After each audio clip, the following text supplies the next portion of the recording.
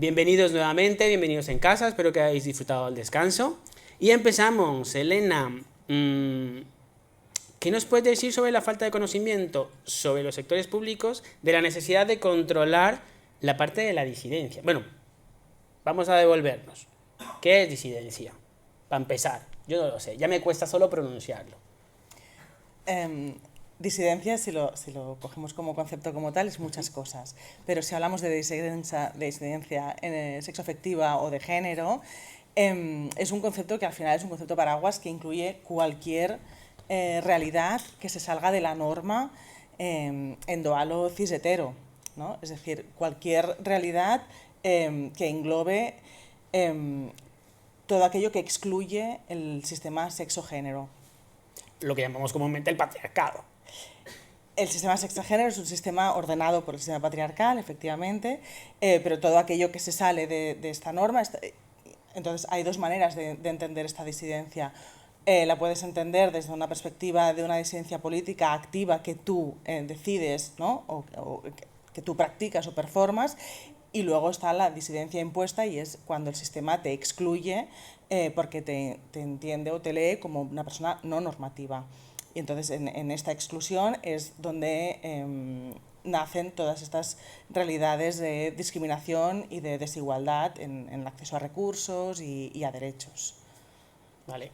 Y dentro de esa disidencia, cuando hablamos de disidencia sexual o de género, realmente ¿a qué atañamos? Es cómo nacemos, cómo me siento, cómo me presento, desde qué punto de vista se trabaja, cuál es realmente el trabajo que se tiene que hacer.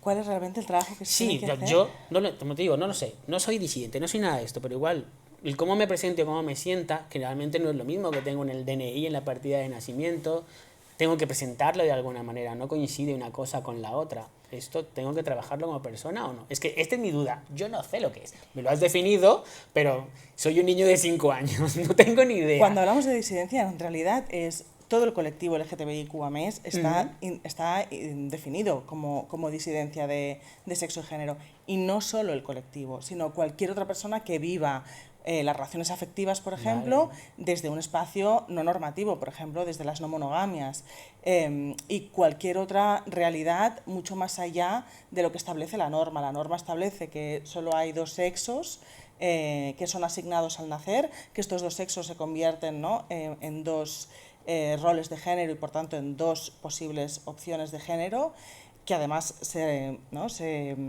construyen a partir de esta asignación de sexo. Solo hay dos maneras de performar este género, que es a través de dos expresiones de género, que es masculina y femenina, y entre ellas solo se pueden relacionar desde la heterosexualidad y la monogamia. Vale. Todo lo que se salga de aquí es disidencia. Vale, ahora me queda más claro. Que entonces la pregunta es, ¿y quién es normativa, ¿no? ¿Qué personas son normativas realmente en la vida cotidiana? Vale, ¿y quién lo define? Por supuesto. ¿Quién define qué es normativo? ¿De cuándo viene? La definición está muy clara y viene de un sistema patriarcal y ha ido evolucionando con los siglos y conforme van evolucionando nuestros contextos socioculturales y económicos también se va reconstruyendo, ¿no? Con la aparición del capitalismo también contribuye a ciertos cambios, a una división sexual del trabajo, etcétera, etcétera. Y se va complejizando y se va adaptando a los cambios de contexto histórico, social y cultural, pero el origen es el sistema patriarcal y es el sistema quien define qué es norma y qué no es norma. Vale. Hablando de eso, definición, el sistema es en la sociedad la que define. Entonces, tenemos una base legal para poder decir, oye, ¿cómo me muevo en este ámbito? ¿Cómo defiendo realmente lo que yo considero que son mis derechos? ¿Cómo los ejerzo en este campo? Yo quiero ser llamado Pepita Pérez del Pepino, pero es que no puedo ponerlo en mi DNI, por ejemplo. No me siento identificado con esto o con aquello. Realmente existe la posibilidad, porque para muchos es difícil ejercer un derecho que no se conoce, que no es abiertamente público, por decirlo de esta manera. Claro, es que ahí has dado la clave. No se puede ejercer un derecho que no se conoce. Y esto luego ya hablaremos, si queréis, más en detalle sobre leyes, sobre derechos que están reconocidos en un papel, en una ley, en una constitución, en un tratado. Pero sin este conocimiento de que este derecho existe, esta ley no sirve para nada. Es decir, los derechos no son algo que nos otorga un gobierno, una ley, un Estado, un tratado internacional. Son derechos que tenemos inherentes a la persona como seres humanos dignos e iguales. Entonces, si no partimos de esta base de que estos derechos nos pertenecen como seres humanos, para empezar, esto unido a ser conscientes de esa disidencia de la que hablaba Elena, somos seres humanos con los cuales tenemos derechos inherentes a la persona, pero es que además somos seres humanos que estamos fuera de una norma socialmente impuesta, esta norma de la sexualidad y del género que explicaba antes Elena. Si no somos conscientes de esto, da igual que este derecho esté en una ley, que el caso que ponías tú, por ejemplo, de esa persona que no se identifica con el género, con el nombre que se le asignó al nacer, si esta persona no es consciente de esto, de poco le va a valer tener leyes que la amparen. Y tampoco va a servir si, aparte de esto, hay obstáculos, ¿no?, que dificultan a la práctica ejercer estos derechos. Si esta persona vive en un país donde hay una ley que permite cambiar legalmente este nombre o este género, de poco va a servir si hay obstáculos sistemáticos que impiden el acceso a este derecho. Y lo podemos ver en ejemplos mucho más concretos y más próximos a nuestro entorno, como puede ser, para ponerte un ejemplo muy claro, las personas que están en nuestro país intentando pedir asilo porque son perseguidas en su país de origen por salirse de la norma de la sexualidad o del género, en teoría tienen derecho a venir aquí a pedir asilo y a obtener protección internacional. ¿Qué pasa en la práctica? Que tenemos un sistema de asilo que tiene a cientos, miles de personas que no pueden acceder a este derecho porque no hay citas de asilo. Algo tan sencillo como esto, hay un obstáculo práctico que impide ejercer ese derecho. Con lo cual, para recapitular, lo más importante, antes de tener, o además de tener un derecho por escrito en una ley, es ser conscientes de que tenemos ese derecho, esté o no esté en esta ley concretamente. Y número 2, luchar para eliminar los obstáculos que impiden que se llegue a la práctica de ese derecho. Vale, entonces, ¿dónde estaría el problema? ¿En la persona, la forma como ha recibido la información, o en las instituciones y organismos de control? Elena. Yo, para desarrollar un poco más la idea de la que partía también Ton, una cosa es tú tener un derecho reconocido, tú puedes tener un derecho reconocido, pero como dice Ton, tiene que haber una serie de políticas y una serie de instrumentos que garanticen, que este es otro palabra clave, que garanticen que tú tengas acceso a ese derecho. Que una ley te reconozca un derecho no implica que tú puedas acceder, como he explicado. Para poder acceder tiene que haber una serie de mecanismos que lo hagan posible. Es decir, yo puedo, ¿no?, por ejemplo, en Cataluña, cuando se aprobó la Ley de Derechos LGTB, teníamos un artículo que hacía posible, teóricamente, que las mujeres lesbianas pudiéramos acceder a las técnicas de reproducción asistida. Pero no había mecanismos que lo hicieran posible. El protocolo que aplicaba y que desarrollaba el acceso a las técnicas de reproducción asistida hablaba solo de parejas heterosexuales cis, con lo cual en efectos prácticos nos excluía. Y esa ley no hizo automáticamente que ese protocolo cambiara.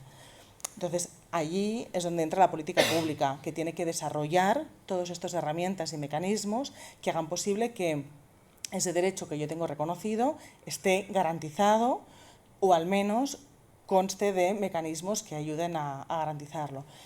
Luego, además, no solo estos mecanismos tienen que ayudar a garantizar, sino que tú tienes, cuando haces política pública, lo que tienes que hacer es desarrollar toda una serie de técnicos que te permitan evaluar que estas políticas públicas realmente estén funcionando y estén garantizando esos derechos que tú tienes reconocidos. Esta última parte de la evaluación ya es Es meramente personal, ¿no? Existe, pero en realidad es muy difícil de llevar a cabo y no hay herramientas suficientes para que se lleve a cabo en todos los sectores. Las hay y efectivamente las hay que funcionan, pero no de todos los sectores, ni de la misma manera, ni son realmente funcionales muchas veces. Y entonces la evaluación de políticas públicas es todo un temazo también para ver si efectivamente hay esta garantía. Y luego además tú tienes que poder como ciudadana, ¿no? Como sociedad civil, tienes que poder interpelar a la administración y decirle, hey, que esto que tú me has dicho, que tengo reconocido, no puedo acceder porque me pasa esto y esto y esto. Con lo cual tengo derecho a que se me esté garantizando y tú no lo estás haciendo posible. Entonces falta también este mecanismo en el cual tú puedes interpelar a la administración pública. Es decir, que ¿no? Una vez se abre un reconocimiento de un derecho, se tiene que desarrollar toda una serie de mecanismos que hagan posible que la gente pueda acceder realmente y que se evalúe para ver si efectivamente están siendo garantistas esas medidas o no lo están siendo. O sea, ¿qué crees? Que las leyes, bueno, están hechas, pero están mal redactadas. No, porque las leyes de por sí no activan nada. Bueno, no sé si prefieres explicarlo. No, sí, adelante. Una ley de por sí no activa nada. Es decir, yo que apruebo, ¿no? que el Parlamento apruebe una ley no significa que automáticamente se desarrolle. Se tiene que hacer una serie de cambios. También, por ejemplo, en el ámbito de salud, que es un ámbito que es el que más conozco, por mucho que haya leyes que digan que no nos tienen que discriminar, todos los protocolos de salud que se han escrito normalmente son previos a la aprobación de esa ley, con lo cual tienes que ir cambiándolos.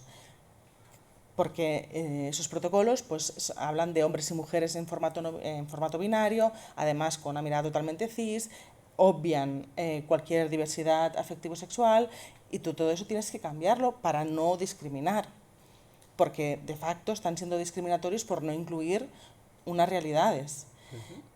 Y esto conlleva tiempo, recursos y una sociedad civil comprometida que estemos pidiendo todo el día que estos cambios se hagan, porque no siempre desde la administración pues va a ser prioritario, porque tienen que desarrollar muchas leyes, porque tienen que desarrollar muchas políticas, porque tienen otras prioridades como gobierno, y entonces ahí es donde entra, que luego hablaremos supongo, el activismo y el trabajo de la sociedad civil. Vale, entonces, o sea, retomando esto, por ejemplo, digamos que, vale, yo he tenido un hijo, pero desde muy pequeñito he considerado, oye, es intersexual, por ejemplo.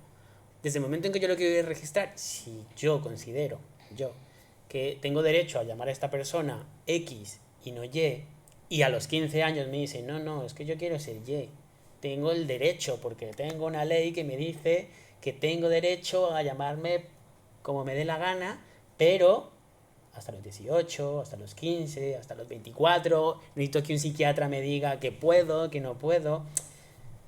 Realmente, ¿cómo abordamos? Porque tengo el derecho. ¿Cómo lo abordo? ¿Cómo me meto en esa parte? ¿Dónde recurro? ¿Las administraciones públicas realmente dan la facilidad a que yo tenga acceso a eso? ¿Puede? ¿No? Claro, dependerá bastante del contexto y de qué derecho concreto estemos pretendiendo ejercer, ¿no? Pero sí que hay... O sea, cuando antes preguntaba si era el problema de que las leyes estaban mal hechas, yo pensaba, ¿es así en realidad? Y digo, no, en realidad, o sea, las leyes que tenemos, como mínimo las que tenemos aquí, no tienen una especial mala técnica legislativa, no es que estén mal hechas, no es que estén mal redactadas. El problema es que a veces el derecho se avanza a la sociedad, lo cual tiene una parte muy positiva, que es que cuando el derecho se avanza a la sociedad, obliga por arrastre también a avanzar la sociedad.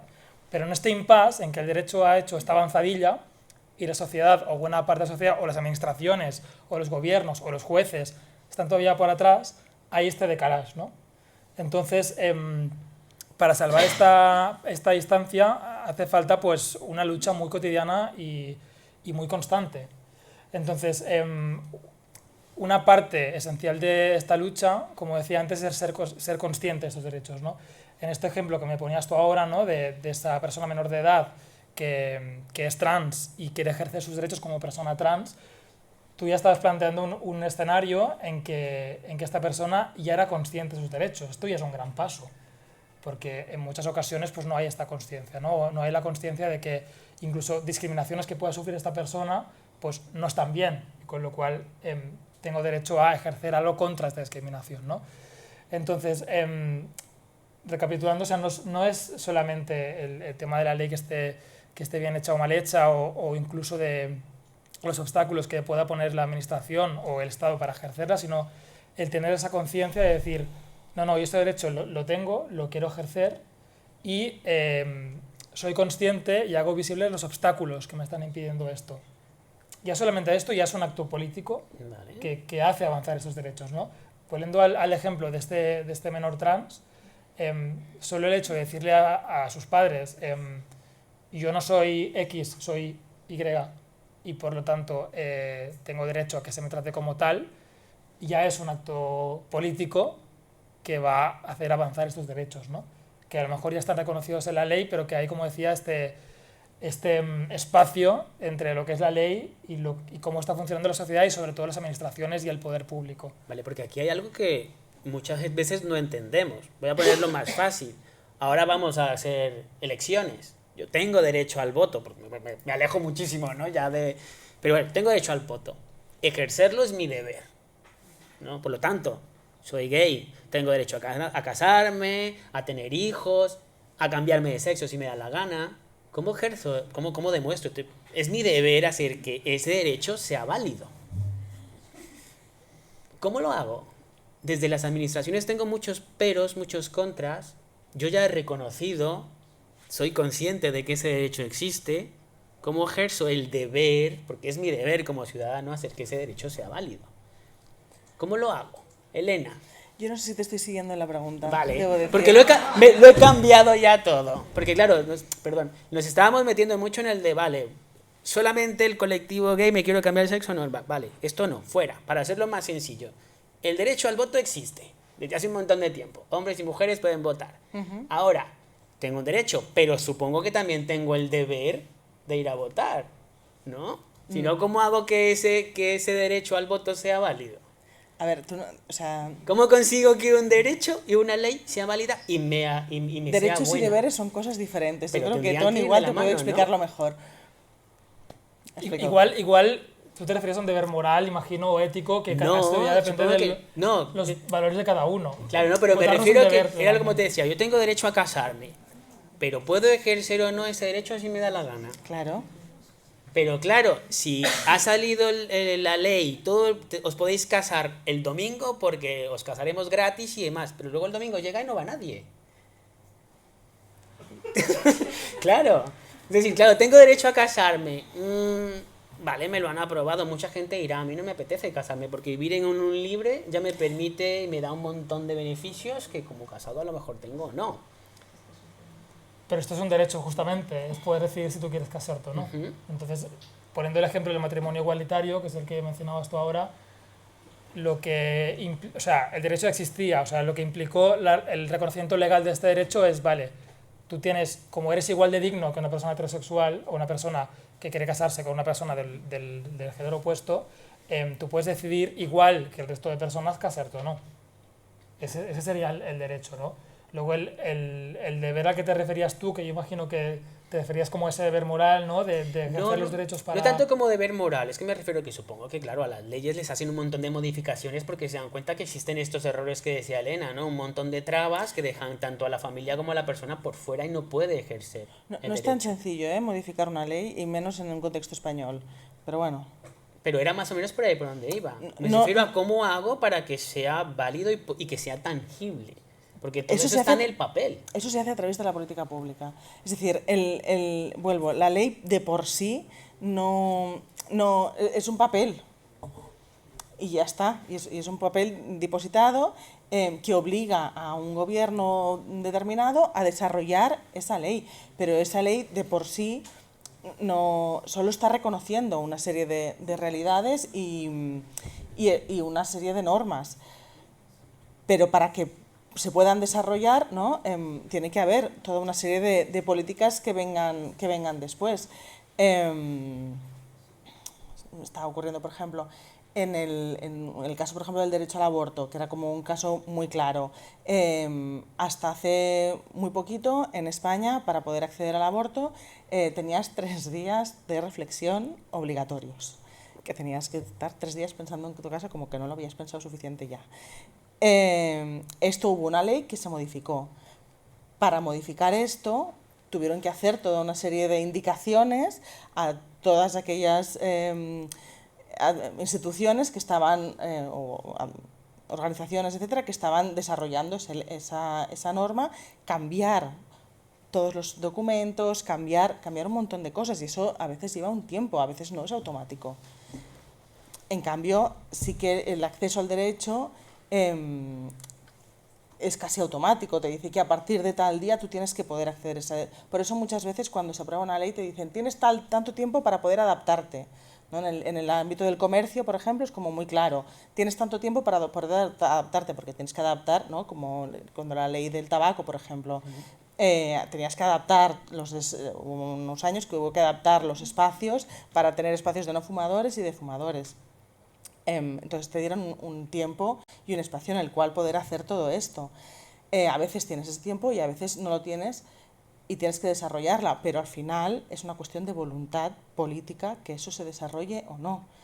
Ahora mismo, en el caso de España, por ejemplo, tienes una serie de leyes que reconocen derechos LGTB, pero tienes municipios en los que no se están garantizando, donde el gobierno, por ejemplo, ha bloqueado actividades específicamente LGTB, o que en una biblioteca se puede acceder a unas películas específicas, y esto lo ha quitado. Y esto iría en incumplimiento de leyes, no solo LGTB, sino seguramente a nivel constitucional, que esto todo lo conoce mejor. Pero no significa que sea automático, que yo pueda hacer una sanción. Yo tengo que hacer una denuncia, esa denuncia tiene que pasar una serie de trámites, tiene que ser aceptada. ¿Creéis que todavía el entorno en el que nos movemos es hostil en cuanto a las leyes y los derechos LGTB? Por supuesto. Sí, en cuanto a las leyes, claro, se da la paradoja de que hace poco ha salido el mapa ese de la ILGA, que es la organización de referencia, digamos, a nivel LGTBI de ILGA Europa, que hace un mapa muy bonito de colores, donde pone como los porcentajes de cada país como en cumplimiento de los derechos LGTBI, ¿no? Y España está en el lugar tercero, creo, ha salido en el lugar tercero nuevamente, con un 60 y pico %, con lo cual, claro, ¿esto qué quiere decir? Pues que sobre el papel tenemos una legislación que tiene evidentemente margen de mejora, obviamente, pero que como mínimo en comparación con otros países, y no hace falta irse fuera de Europa, sino con el resto de países europeos, está avanzada. Luego en la práctica vemos, yo colaboro con el Observatorio contra la Homofobia de Cataluña, donde atendemos a personas que han sido víctimas de agresiones o discriminaciones por motivos de LGTBI-fobia, y nos siguen llegando montones de incidencias de personas que se han visto víctimas de agresiones o discriminaciones. Entonces, no es cuestión de que las leyes no tengamos un sistema normativo suficientemente avanzado. Es una cuestión de que existe esta diferencia entre lo que tenemos en las leyes